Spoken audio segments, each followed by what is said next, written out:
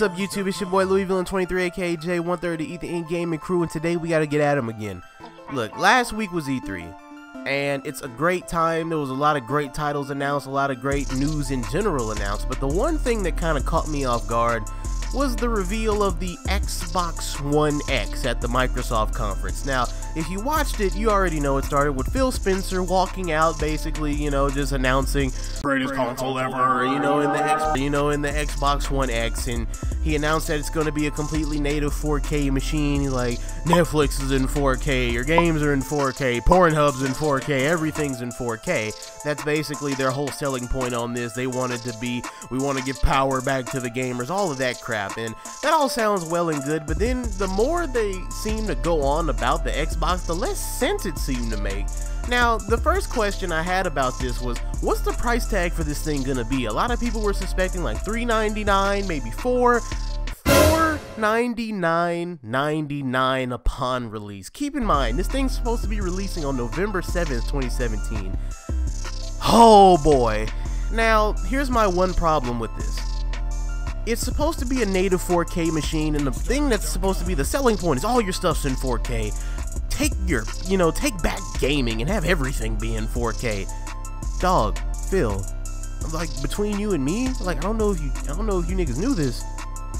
Only like 15% of the general populace in the US have a 4K display. Not even just a TV, just a display in general.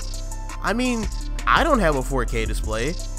There's 6 TVs and 7 monitors in my house. I don't have a 4K display anywhere in this bitch. Now, I did the math. So if you pick up an Xbox One X upon release, it's gonna hit you for about $541.24. Now, let's go get us a 4K TV. Now, I'm not talking about a Samsung OLED curved, whatever the fuck, that's hitting for like $7 grand. Let's go find the cheapest, most reasonable 4K TV we possibly can. And the only one I could find was this Spectre, I think it's Spectre. It's weird. I don't know. I don't know what it's called exactly, but it's this 4K TV we found at Walmart. It's hitting us for $279.99. With tax is $303.09, not including shipping, because we can just pick it up from the store, whatever. So let's say we throw that in the mix. So $303.09 for a 4K TV just to use this goddamn console. Now, of course, you know, all the great games are gonna release. You're gonna want to play with your friends. Isn't that like the #1 reason people buy Xbox? I want to play with my friends. So let's go get us a year Xbox Live. Now, when I was pricing these, they seem to fluctuate between like 45 and 60. So let's just call it 50. Let's just say 50 bucks for a year. So the price we're paying with tax included for an Xbox One X day of release, a 4K TV, the cheapest one we could possibly find, and a year of Xbox Live, that's going to hit us for about $894.33. Keep in mind that that price is all before we've bought any games or even taken this thing out of the box. Now, let's say we throw in 3 games, and it's on consoles, so like most console games upon release are like, on average, like 60 bucks. So let's say we get 3 games, that's like 180 bucks. So now that takes it up to $1074.33. I don't know about you guys, but you can get a much better gaming experience for $1074.33 than just an Xbox in 3 games. Now, to be fair, after Phil Spencer left the stage, he did announce Kareem Coundry, who is the head of Xbox software engineering, and he went on to tell us he was basically, you know, just going on about all the specs and what it could do, but he also brought up another interesting point. He brought up the fact that not everyone has 4K displays in their homes, but he said it did not matter. If you don't have a 4K display, the Xbox One X is still for you. Why is that? Because of something? Well, you know what? Screw it. I'll let him tell you. Even if you haven't made the jump to a 4K TV yet, we designed this product for you as well. Since Xbox One X enables a technique called super sampling, the new 4K games you see on stage today will look better on your 1080p TV, 1080p TV, 1080p TV, 1080p TV. What? Bro, what are you talking about, man? There you have it, ladies and gentlemen. If you don't have a 4K display, you should still buy our 4K native machine because of super sampling. I'm not gonna sit up here and act like I didn't just figure out what super sampling was 15 minutes ago, but still, I'm just gonna break it down the best I can. So basically what super sampling is the fact that every display that you have, your phone, your monitor, TV, what have you, is built of pixels. Small squares that can only depict one color at a time that we use to make up images on displays. Now, anytime you have, say, like a straight line, it's made up of pixels. So it's just going to look like a regular straight line because all pixels are squares. But if you have a more curved or more, you know, kind of jagged, not jagged, but more of a warped figure, then any on those curves and turns, you're going to see little sharp points. You know, if you look on a game, let's say, I don't know, let's take Quake for example. Let's say if you take a game like that, that's usually played at a very low resolution because they're pretty old, and you start to see those jagged things, or jaggies as they're called, it's because you can see the edges of the pixels, the edges of those little squares. Now what super sampling does is it's basically an anti-aliasing method that smooths out those edges of those pixels to make whatever they're depicting look smoother and look more clean. If that sounded terrible, it's because I just figured out what it was 15 minutes ago. If you're really that interested, there's other people on YouTube that can explain it way better than I can. Please go hit them up. Do not let it fall on what my word of super sampling is, but that's my best understanding for what it is for the context of this video. Let's say Kareem was right. Let's say that this super sampling method that the Xbox has really will make our 1080p look a lot cleaner and make it look like, you know, it's basically a poor man's 4K, where we're not getting 4K, but we are getting like the most crispy 1080p we've ever seen in our lives. Now, let's be a little more realistic then. Super sampling takes a lot of VRAM and a lot of GPU power to do constantly. And they want you to use this Xbox basically as a media mogul. They want you to use it for playing games, streaming music, streaming videos, Twitch, Netflix, Hulu, you name it. They want you to use it for all of that. But does the Xbox One X have enough power to do that?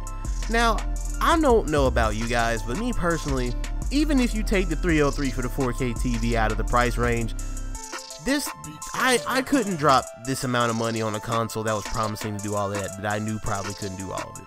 Now, I wouldn't make this type of video without offering some type of alternative option if somebody was out there wondering whether they should get an Xbox or not. So here is my alternative option. If you agree with it or don't agree with it, whatever, this is my personal alternative option. Look, I know I'm gonna get the comments. I'm ready for them. It's whatever. I don't care if you call me an elitist. I don't care if you call me biased. It is what it is. I'm just giving you the facts. For the money, you could get a 10 times better gaming experience if you just got a PC. Now stop. I hear it. Look at your mouth. It's quivering. I know what you want to say, and I'm gonna debunk it before you even say it. Let's get it out the way. No, a PC is not more expensive than the Xbox One X. No, it's not hard to upkeep. No, it's not difficult to build. And yes, I can't guarantee you'll get 60 FPS 1080p on all your, you know, next gen or current gen consoles, whatever you want to call it. And yes, it has a longer lifespan. Yes, you'll get better performance. Now can I go on? Are you satisfied? Don't smash your head on the keyboard just yet. Check this out. If we go back to the MSRP on the Xbox One X, we're looking at $541.24 after tax. Now, shout out to my boy Ed from TechSource.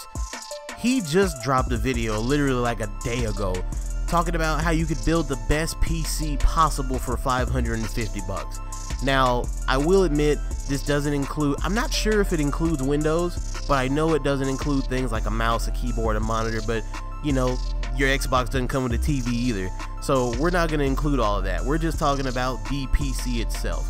Now, this video shows you literally everything you need to buy, how to build it, everything you can do to build it, and then he has another video with it literally destroying any title you can think of. Call of Duty's getting eaten alive, Battlefield's getting eaten alive, Overwatch is getting eaten alive, Metro's getting eaten alive, 60 FPS and up, it's crushing all of them. It's just a dope video. I'm gonna leave the link for the description box below. Go check it out, tell him E3 and Gaming sent you, make sure you subscribe to him, and check out the rest of his PC build videos. Now, another reason a lot of people probably wouldn't say I would switch to PCs, because like all my friends play on Xbox. Oh, you motherfuckers. Okay. Well, yeah, I guess that makes sense, but here's something that I can tell you also. You're paying $50 a year to play with your friends.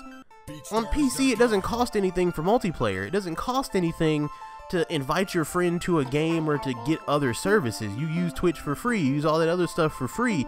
Like, with Steam, Battle.net, whatever have you, whatever hub you're using for whatever game you're playing, it's free. Playing online with your friends should be free. That's not something you should have to pay extra for. Look, when I'm playing a game, alright, I like to play it in 60 FPS 1080p.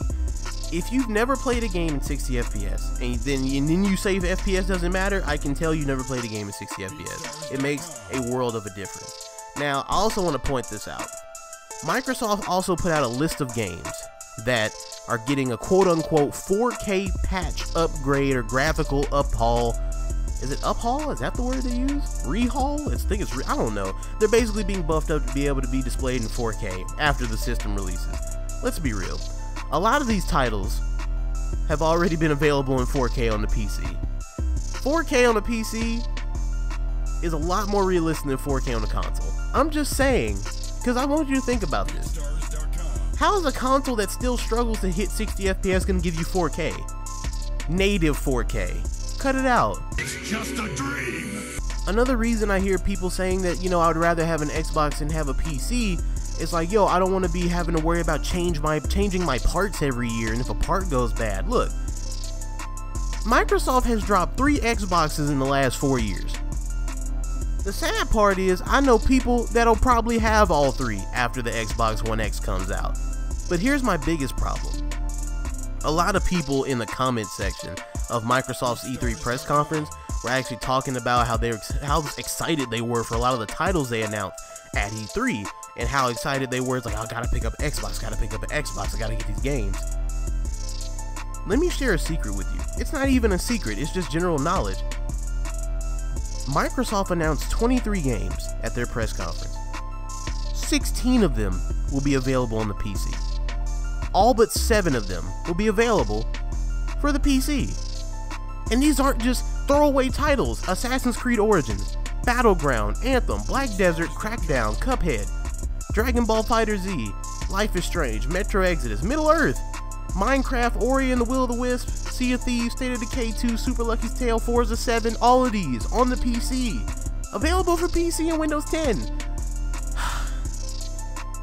Look, the point of this video is this. $550, $541 and some change, whatever you want to call it. That steep price tag for a native 4K machine that you may or may not even be able to utilize is just too much.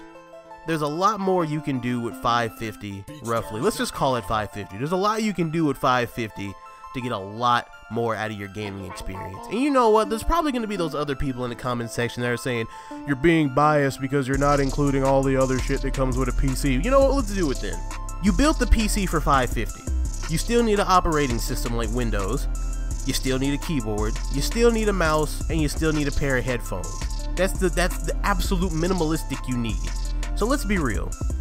Let's say you want to buy another Xbox One controller. That's like 65 bucks, ain't it? 65, 70 bucks, 60 at the least. That's a mouse. Cut it out. You gotta pay 50 for a year Xbox Live. You don't need that with PC. Cut it out. That's a keyboard. You're talking about headphones. You want to buy one game on the Xbox, that's 60 bucks. That's a pair of headphones. Cut it out. The games you get on PC are going to be dramatically discounted. Steam sales, G2A, basically just paying for codes? Look, if you are an Xbox fan and you're excited for the Xbox One X and you have a native 4K display in your house, by all means, go do it. Do you.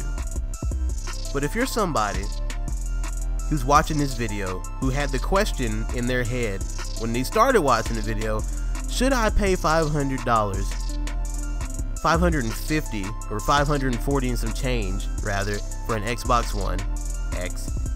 The answer should be no.